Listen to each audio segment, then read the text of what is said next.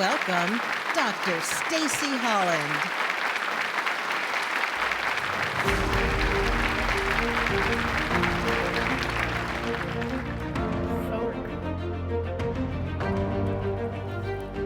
This is cool.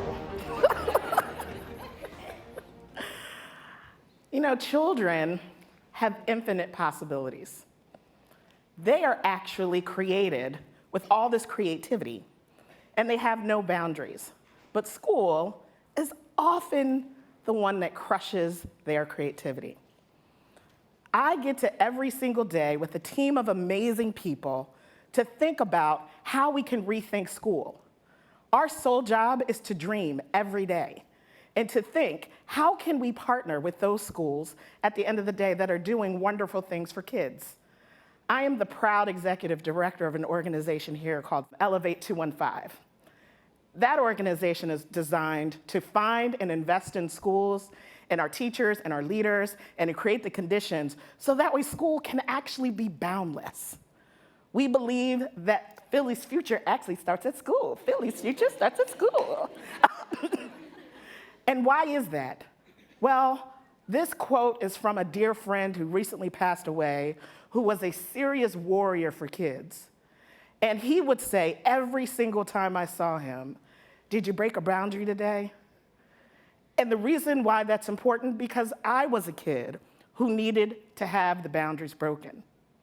See, I was what they call the invisible middle. The kid that's a good kid, that does all the things, is really creative, but at the end of the day, I wasn't learning. And no one really figured out why. So one of the things I wanted to share with you today is, how did I actually get to be Dr. Stacy Holland? Well, it all starts May 5th, 2020. It's Defense Day. That's the day that you actually defend your dissertation. You've spent years working on it, thousands of dollars, lots of money, lots of time, lots of tears, lots of sacrifice. And Defense Day is like the Super Bowl. It's the day that you get to Dr. Holland, Dr. Holland, Dr. Holland, Dr. Holland. You get to literally tell this committee every little single statistic you have learned over 4 years. It's awesome because you think no one's ever gonna care about the thing that you studied. And for me, Super Bowl day wasn't that. Super Bowl day was the day that I was gonna kill off that voice in my head that said, "You're not smart enough, you're not enough.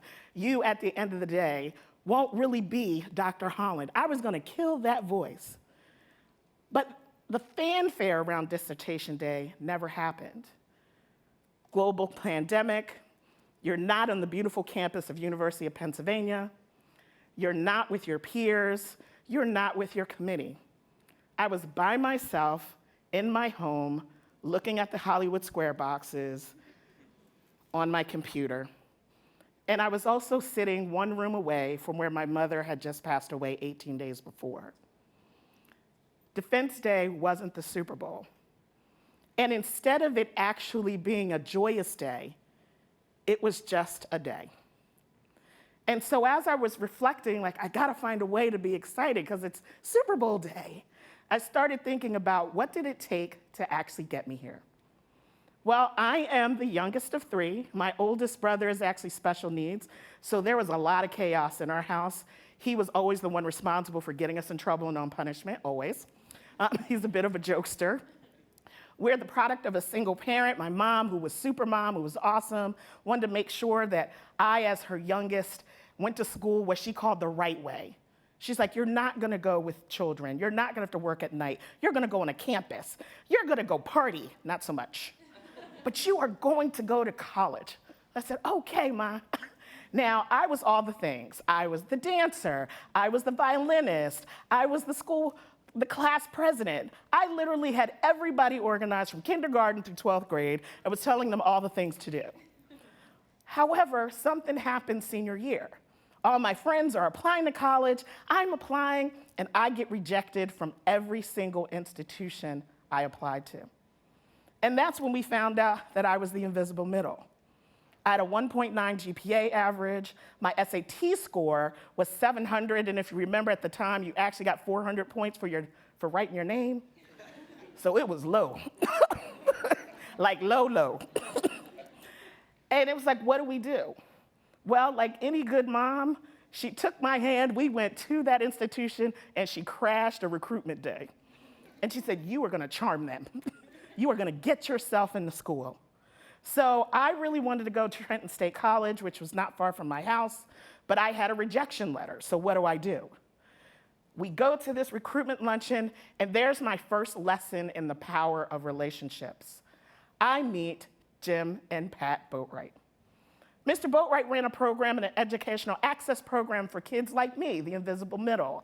And he's looking at me, and he's looking at my transcript, and he's looking at me, and I'm like, mister, please, please, let me in. I'm really good. I promise. I work really hard. Please, please, please. You won't regret it. And he's just like, if I can just get you to stop talking, I might potentially consider your application. That was the day that changed my life. It was also the day that I became a first.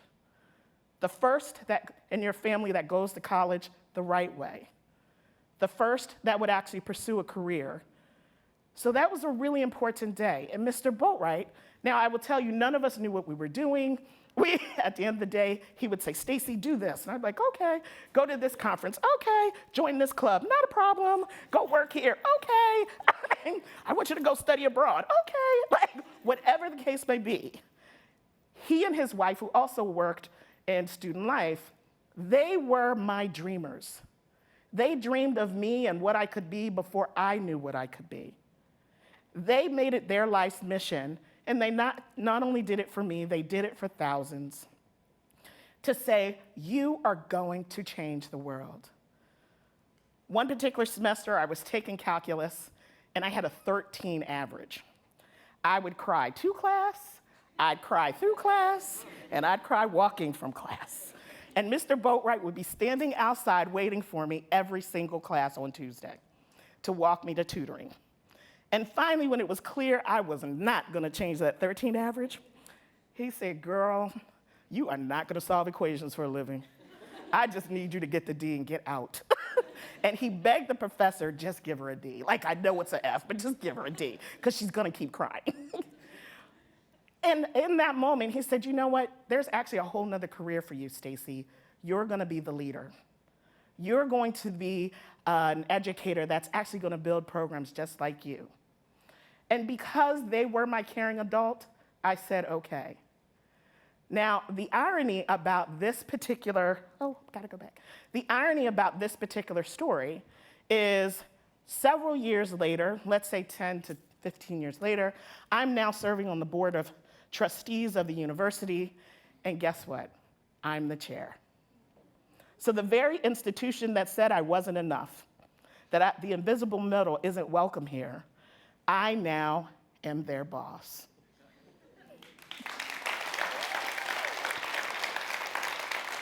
Mr. Boatwright attended every single board meeting I chaired for years, sitting in the back as a proud father. So everybody needs somebody who will dream for them. The second thing I realized, or the second lesson I learned, was about sponsorship. And sponsorship is critical. My sponsor, as I start getting into my career, was a woman by the name of Rosemary Greco. Rosemary was actually a retired banker. She was iconic, very well respected. Mayor Rendell had actually asked her after retirement to come run the city's workforce system.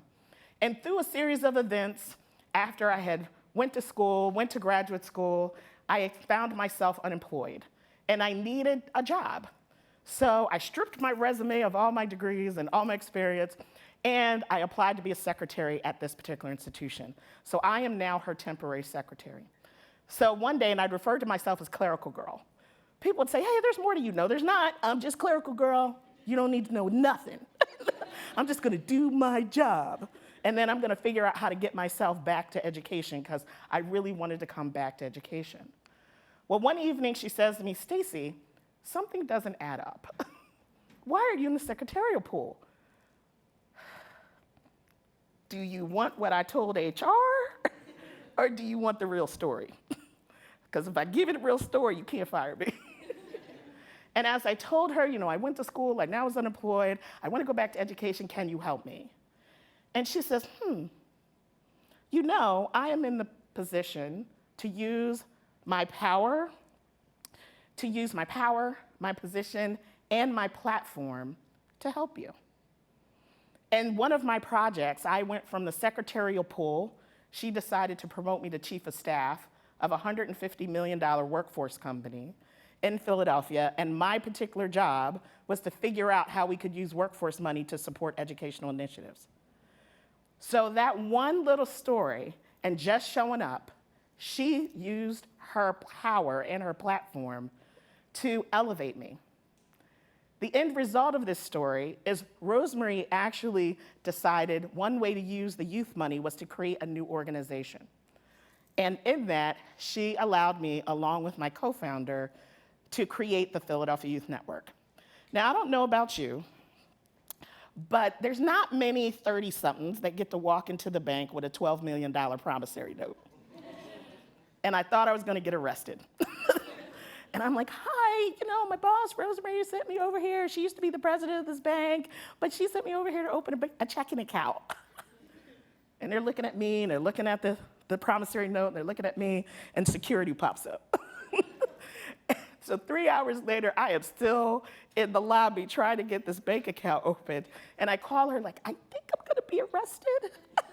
So can you help me? She says, no. My job was to give you the opportunity. It's your job to do something with it. Figure it out. And I'll see you at 5 because I expect you back at the office. That sponsorship changed the game. The third valuable lesson about relationships is finding somebody that compliments you and requires you to be your better self. That person sees something in you that you have no idea even exists, but they compliment you, they elevate you, they challenge you. So this is Dr. Laura Shabilla. The Philadelphia Youth Network was actually a partnership with the School District of Philadelphia. And so Laura was hired by the district, and I was hired by the city. And together, we built this organization. Now, our very first project was to build a summer program of 7,500 kids with 5 people. Yeah, that's a lot. And so Laura said, we can do it. We can do it. And I was like, we can't do that. We can do it. No, we can't do that. Because the thing about a kid who's in the invisible middle, you live in the box people gave you. You don't know about breaking the boundaries. Whereas Laura doesn't believe in boundaries. She's like, you can do everything, anything, any day, and we can do whatever we want. And I'm like, there's no way we're gonna get arrested. We can't do it. And one particular day in this summer program, we had to print out 14,000 applications and deliver them to 150 schools. Our flaw in this is they were all alphabetized across the city, not by school. So we were like, what do we do? She says, we're gonna alphabetize them by school, and we're gonna drop them all off. And oh, by the way, we only have 15 hours, go. I was like, girl, you are crazy, and I'm going home. These kids are not gonna get this application. We do not care. She says, okay, but the kids are waiting for us. Staff clears out, including me. I am in my car feeling bad. Oh, Lord, this girl is over here alphabetizing by herself. I go back in the building. She's alphabetizing away. And she says, we can do this. I think I need you to design a system that makes sense that we can actually get all the applications out. Okay.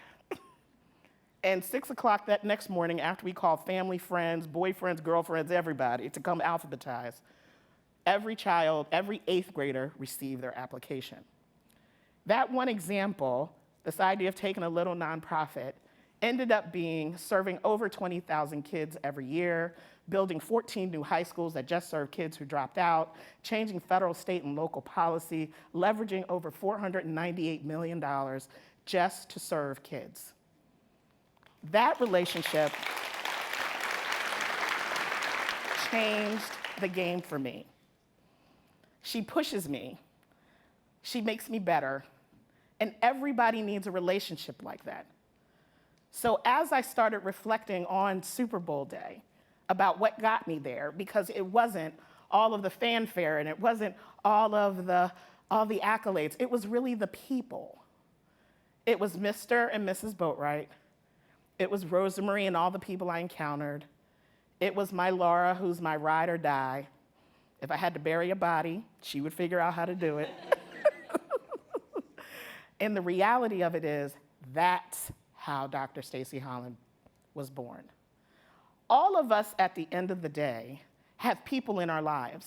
But what we don't stop to do is, how do these relationships impact others? This is actually a picture from Laura now runs a high school, and they had graduation this week. And just, kids want to be better. Kids want all their creativity that's already inside them. They want us to believe in them. They want us to guide them. And what I want for every kid is to have, A, someone that had a vision for them, B, someone that's willing to sponsor them, and C, someone that makes them better. And if you think about it, you can play that role, whether it's for the people in your immediate space or it's those who you have not met. My challenge to you is, who do you have a vision for and how are you helping them? Who are you sponsoring? Because no one gets to where they are by themselves. And who are the people that you surround yourself with that make you a better you? If we're all able to do this, every child will be able to live in their creative space. And every adult will be able to make an impact. Thank you.